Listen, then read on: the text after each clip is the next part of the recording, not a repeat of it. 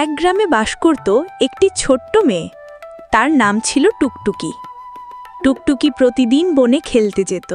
ইস, আজকে তো কারোর সাথেই খেলা হলো না। সবাই কোথায় গেল? হেই ছোট্ট মেয়ে, এত মন খারাপ কেন? আরে তুমি বা কে?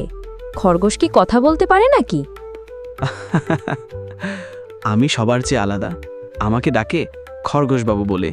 তোমার নাম কি? আমার নাম টুকটুকি। আমি খেলতে এসেছিলাম, কিন্তু কেউ নেই।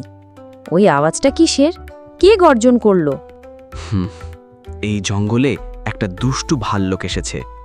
সবাই ভয় ঘরে লুকিয়ে আছে। তাহলে আমাদের কিছু করতে হবে। তুমি কি আমাকে সাহায্য করবে? তোমার মতো সাহসী মেয়ের সাথে অবশ্যই করব। চলো একটা বুদ্ধি করি। এই সময় টুকটুকি আর খরগোশ দেখে ভাল্লুকটি পানি পান করছে।